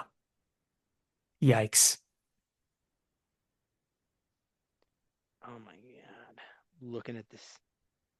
His Andrew Benintendi on ESPN in a defensive WAR was almost a -2. Oh. Gavin Sheets was a -1.5. Andrew Vaughn -1.3.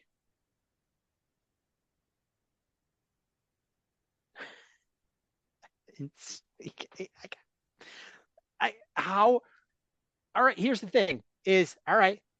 Like, let's say you finish 12 games better than you did this year. Like, that would be a big improvement, right?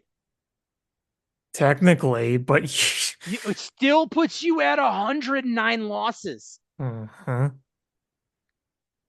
Yep. That puts you at 53 and 109. You know, like, we both talked at the beginning of the season, we're like, they're not going to be good, but they're going to win at least 50 games, right? Nope.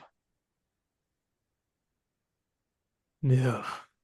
Like, it just throws the old adage out the window. You win 50, you lose 50. It's what you do in the remaining 62 games that matter. And the White Sox were like, hold our beer. Win 50? What do you mean? Like, have you ever seen that meme where it has the guy holding like 100 Uno cards and it said, it said do this or draw 25. Oh, I see that meme all the time. It's, Yes. I just want to put Jerry's face on there, and it's like pay a free agent or draw 25. Yeah. Oh God. It's like everything that's sad about this is they could have an improvement yet next year, like a significant improvement, and still lose triple digit games. You could have a 20 game swing and you would lose 100 games. Like I don't see, especially if they trade Garrett Crochet, I don't see a way they don't lose 100 games next year. Yeah, Even with Garrett Crochet, I don't see a way that they don't lose 100 games. what bats are you bringing in that aren't going to be like more Tommy Pham? Oh, what was the short? Paul DeYoung type guys. I mean, is there a big bat waiting in the wings? You're just going to see more at bats from guys like Brian Ramos. I know Colson Montgomery is one of their big ticket prospects, but he hasn't had that great of a season in the minors. You're probably going to see him next year. Just how effective is he going to be? I don't know. Um, I mean, God, like I'm just looking at. I could see them signing like a Whit Merrifield. Oh, totally. That would be such a Sox move, former Royal. Um,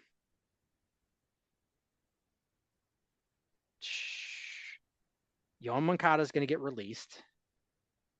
Yep. I could see them bringing in Justin Turner, 40-year-old Justin Turner. That seems like a White Sox move. Mm-hmm. I could see them bringing back Paul DeYoung because he's going to be a free agent.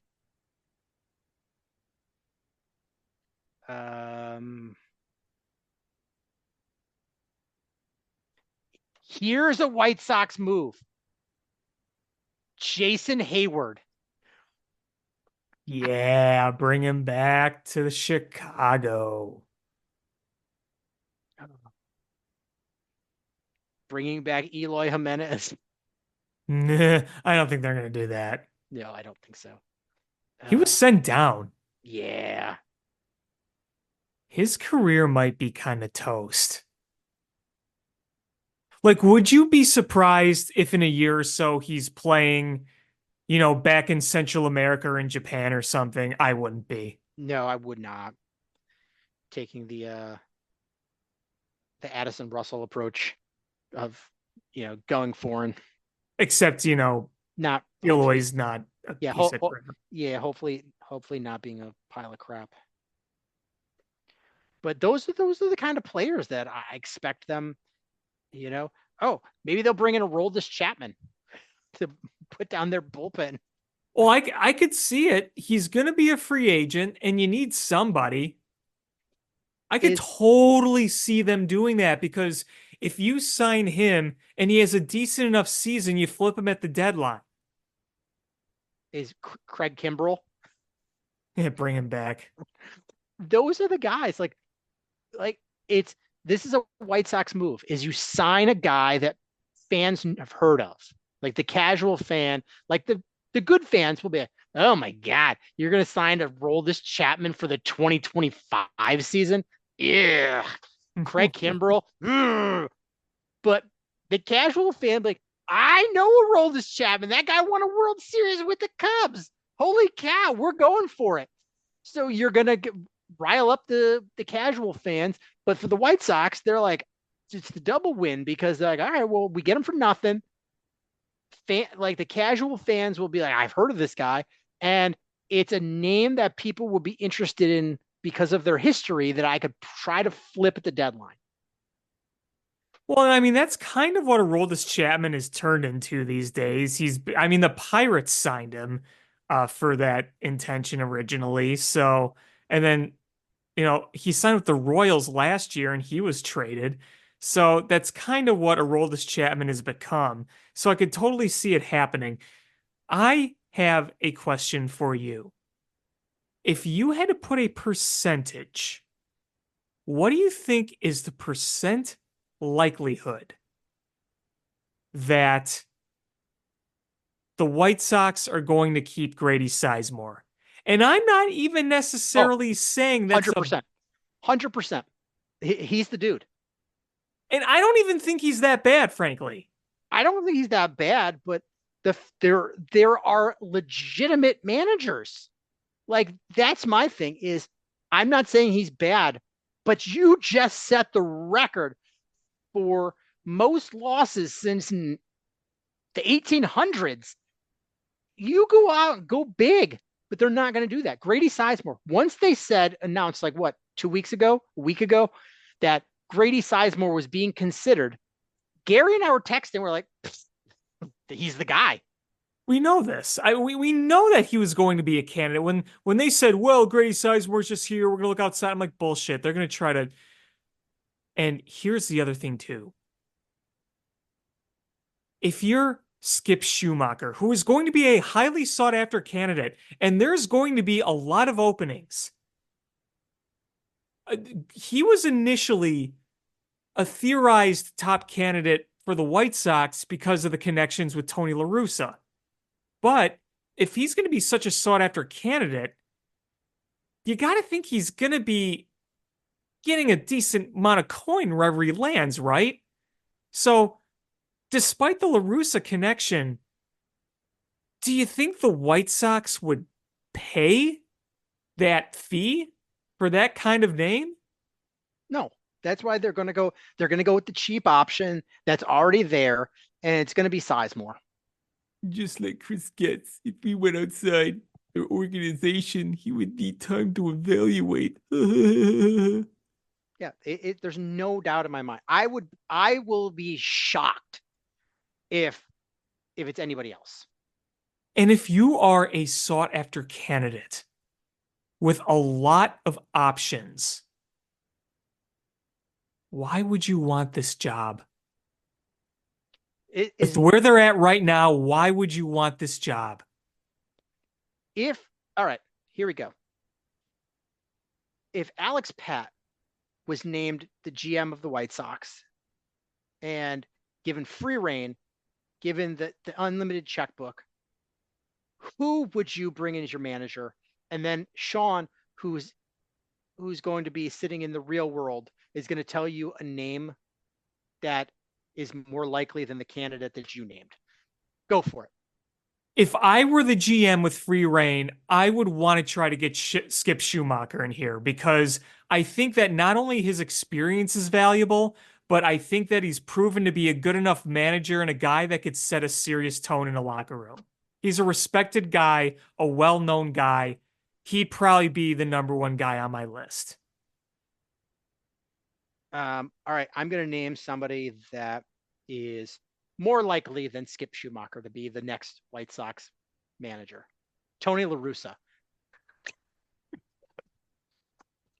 Glug, glug, glug. I'm back. What's sad is, I'm right. Here's the thing. If that were to happen, you know what Chicago would do when they saw that? Yeah, that tracks.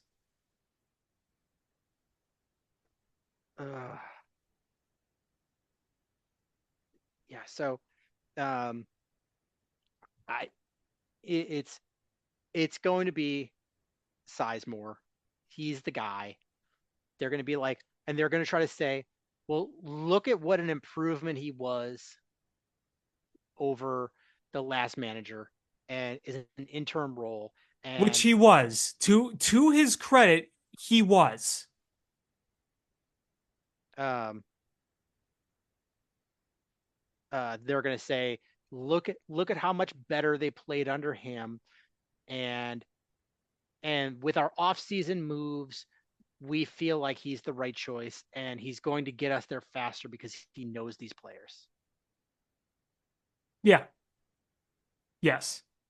And like I said, I don't think Skip Schumacher or Grady Sizemore. I don't think he's the worst choice. I don't. But if you're going to limit yourself like that and not even try for other candidates, you're doing yourself a disservice. And that's just so typical of how the White Sox operate because they don't bother going outside. Well, we got this guy in here. That's what they did with Chris Getz. They didn't even go outside the organization to look.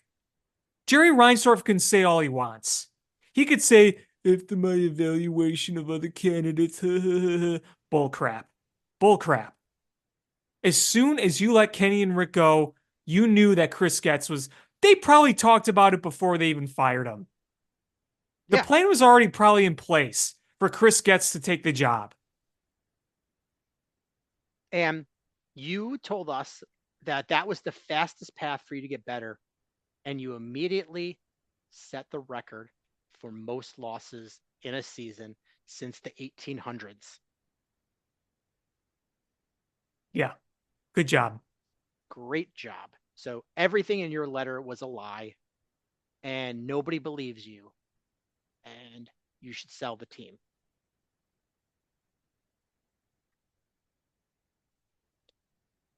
And the other side of town is I think we've saw the last start of Kyle Hendricks' Cubs career. Yes, and if that is indeed the case, what a way to go out. You pitched seven and a third, shutout innings, 2 hits, just like the pennant clincher, and you left to a heartwarming standing ovation. It was perfect. Couldn't, in reality, in a realistic, realism, you couldn't have drawn it up any better. The only thing you could have made a little better is if you scored those 3 runs in innings sooner, so he could have gotten a win, but oh well. Fair. But could I see them bringing him back? Possibly, but not for anywhere near the money. But I think it's time to move on because we saw how rough things were at points in this season. And his skills as a pitcher are all rely on perfect placement of the baseball, and he's not able to do that like he did, and he doesn't have enough gas on his pitches to fool hitters. Maybe I end up being wrong, but the way everything was presented, you gave Kyle Hendricks the last start. You had Craig Counsell tap Tommy Hotovy on the shoulder, say, go get him. You let him walk off the mound to sweet emotion and to get those standing ovations. It just feels to me it's got to be the end, right? Like both sides know that it's the end of the road. Maybe I'm wrong, but with the way they went through it, it feels like the end. I think it is. I really do. I could be wrong as well. But the guy has earned over $75 million in his career. So he's got plenty of money. And another team will give him a chance. Oh, I think they would, but I mean, for him, he's about to turn 35. 35. Like, what's he going to be? Is he going to just be a journeyman and play a year here and a year there? The guy's got enough money. I think he's just going to hang it up. Unless the Cubs, I think if the only way he'd pitch is if the Cubs were to bring him back for another year. But I don't see that happening. That seems like an easy choice for the Cubs to move on from. There's one thing that I want to give Kyle Hendricks credit for. His first 2 months or so of the season he was unpitchable. in the majors. But if you look at what he's done since June, it's like a 4.3 ERA. That is a very passable 5-starter right there. Because you saw plenty of outings where Kyle Hendricks in the last few months, he'd go 5 innings, 2 runs given up, 3 runs. That's a 5-starter that keeps you in the game. So I do think there is still something left in there, even if it's not a lot. I think that it's a perfect time for the Cubs to say, we're going to let you go, and not in a bad way, but saying, you know what, you fulfilled your duty here and more. Every good thing has to come to an end.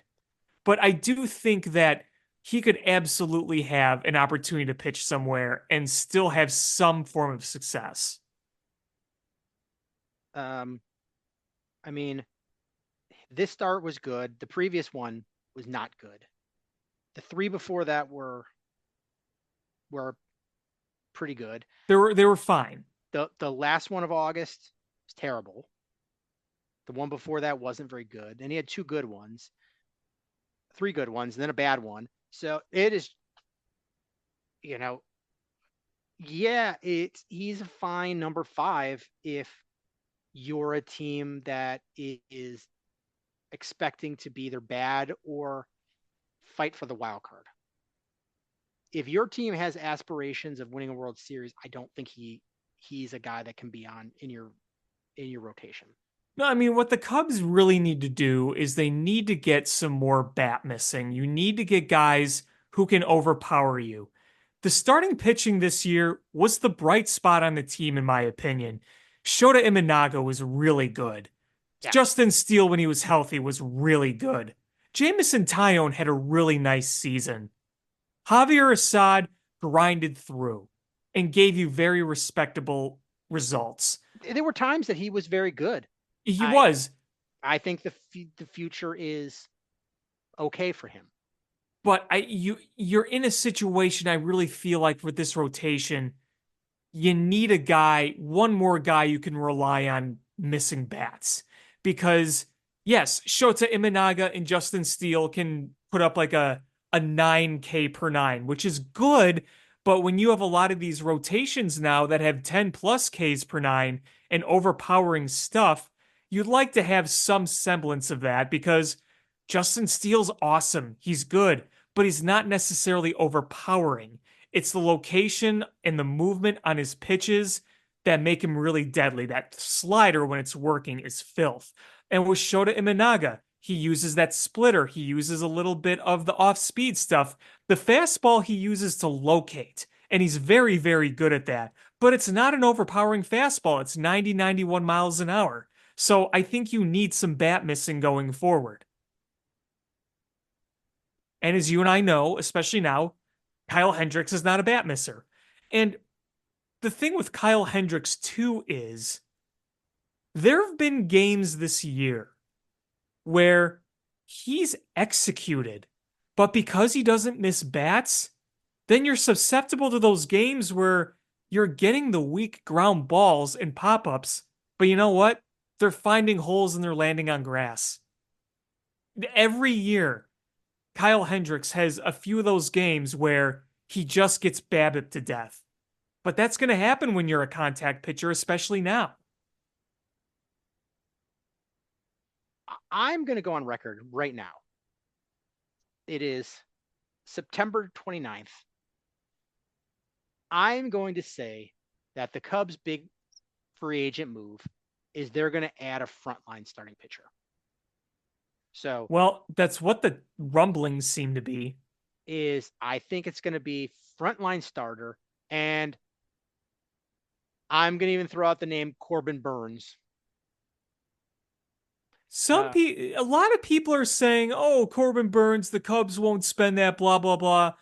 I don't think Corbin Burnes is exactly out of the question like some people might think. I think that is a possibility.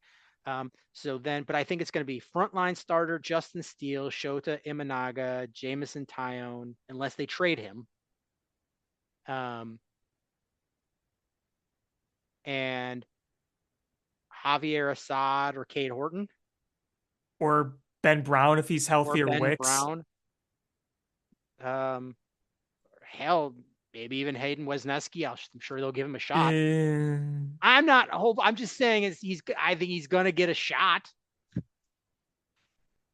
I don't. Maybe. But what they need to do, they need to add a big bat. And you might have to do some maneuvering. I would like Vlad Guerrero. So would I. I feel like Pete Alonso is a little more realistic, but then you're going to have to say, okay, then how do you rearrange things? Because you have Michael Bush, and he's very good at first base. Do you want to move him off that? I mean, Vlad could just be your DH. But then if you have Seiya and Owen Casey, unless you use Owen Casey to acquire somebody, and then you have Cody Bellinger who's probably going to opt in. This is where it gets complicated. What I like about Vlad, obviously he's younger and he's just coming into his prime as opposed to Pete Alonso, is Vlad can play third. Yes. That's a big selling point for me, because then it becomes a lot more maneuverability. Right. Pete Alonso is playing first or DH. Correct. I do like the thought of Pete Alonso hitting at Wrigley Field. I do too, because listen, this year, the Cubs got shut out like 13 or 14 times at home. A lot. And you had a lot of games in which the wind was blowing in from the lake. And your lack of power, you do not have the guys to fight that wind. Pete Alonso can. As much as I like Ian Happ, as much as I like Cody Bellinger, they can hit you a good number of homers, but they're not going to slug absolute moonshots that are going to fight that Wrigley wind, or they're not going to hit the low line drives that are going to fight the Wrigley wind, because Cody Bellinger, he hits those high arcing drives. He gets under those things. It's like a wiffle ball swing, and that doesn't bode well for when the wind's blowing in.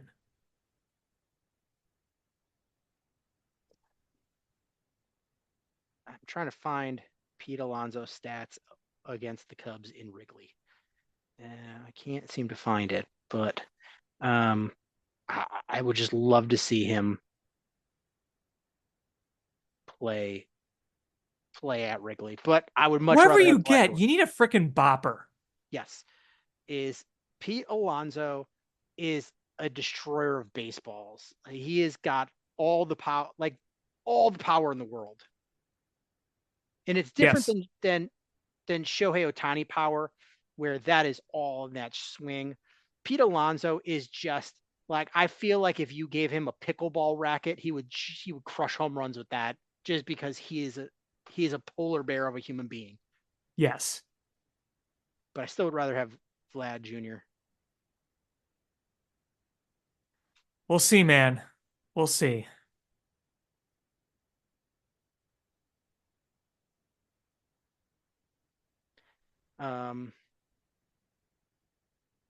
Yeah. So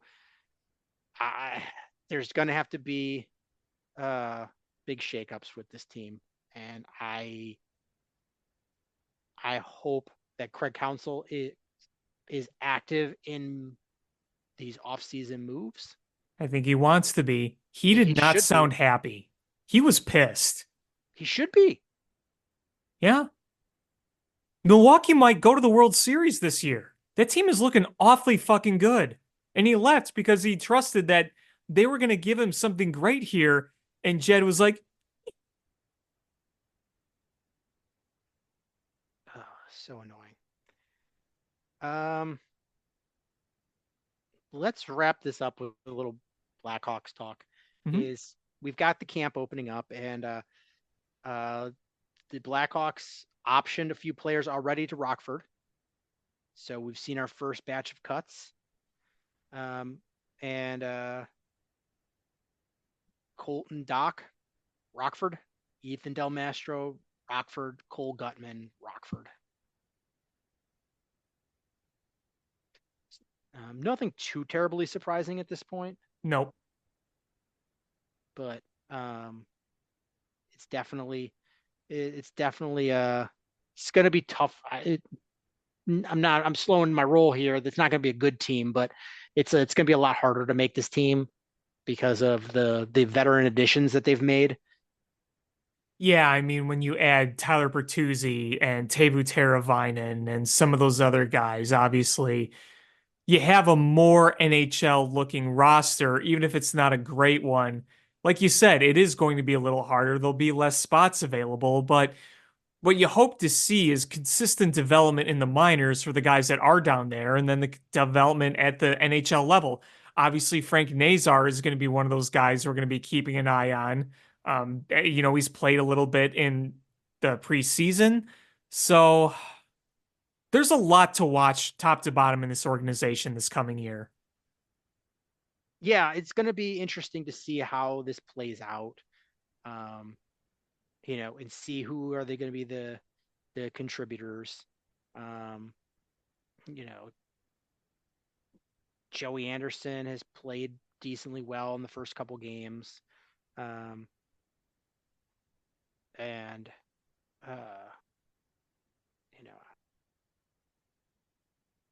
I, I'm just curious of how some of these guys are gonna end up looking. Yeah, for sure.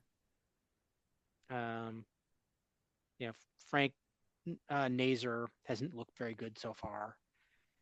I have a feeling he's gonna wind up getting sent down. Yeah, we'll see how he develops. I know it's looked a little rough so far, but he's still incredibly young. Oh yeah. I'm not crapping on his entire career future. I'm just saying is so far he's young, so it's not concerning at this point that if he doesn't make the roster coming out of the gate. Right. Lucas Reichel is the one that is concerning because Yeah. this is well into the shit or get off the pot territory. This is his last chance here. Yeah. Um, that he's the one, and it sucks because he's a guy that we're so hopeful about. Uh, It's been a few years and you're just not seeing him come together like you hoped. yeah, I have a feeling that if he doesn't play well here in these remaining preseason games, you're going to see him possibly go on the waiver wire. It's frustrating, but I don't think you can really give him much of a leash anymore. Like you said, it's shit or get off the pot with that. Oh, yeah, absolutely. Um, and it's funny because I don't know if you ever read The Athletic. The Athletic staff named Lucas Reichel as their candidate for the Blackhawks breakout player of the year. See, I would have been all over that last year. And maybe they're right. I would love for them to be right, but I was really hoping we'd see that last year and we didn't. If Lucas Reichel becomes the breakout player for the Blackhawks are going to be a pretty solid team this year. Yes. I can say that wholeheartedly because I like the other additions that they've made, and we have a super budding superstar on the team. And if Lucas Reichel is the breakout star, that just means that things are going well. Doesn't mean if he stinks that they're not going to be decent. It's just that's a surefire tell to me. Yeah. Uh, and one last thing I want to say, not related to the Chicago sports at all. Did you see any of the Colts game today? No, I didn't. So you've got a second year quarterback, the one that you drafted high and you're trying to make your franchise quarterback, and he gets injured. They take him out and they put in the backup quarterback, who's Joe Flacco, who's a very good backup quarterback. And then they get down to the goal line and they take him out and put Anthony Richardson in and run him, and he gets his bell rung again. Why are they trying to kill this kid?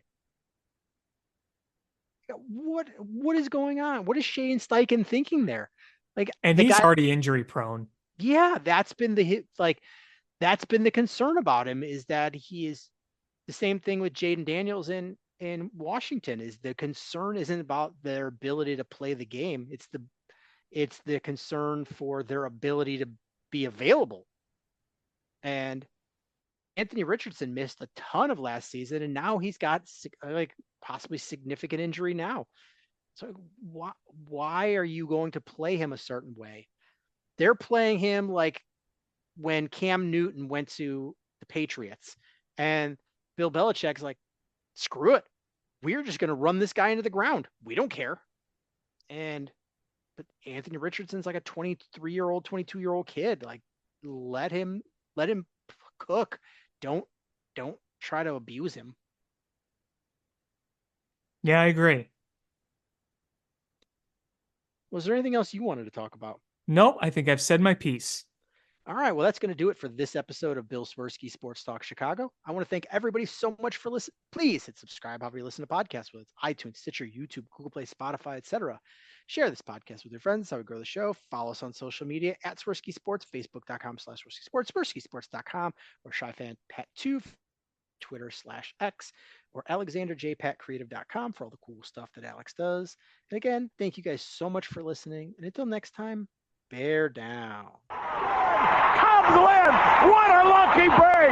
The good Lord wants the Cubs to win! We thank Ditka and God for all they have provided. Cubs win! Cubs win! Cubs win! Oh, I don't want her. You can have her. She's a Packer fan. She can't fit in my van. And she looks like number New Yorkers. Smoking crack is not legal on planes. Bears 31 to -7. The Bears! Oh, when the Bears go bearing down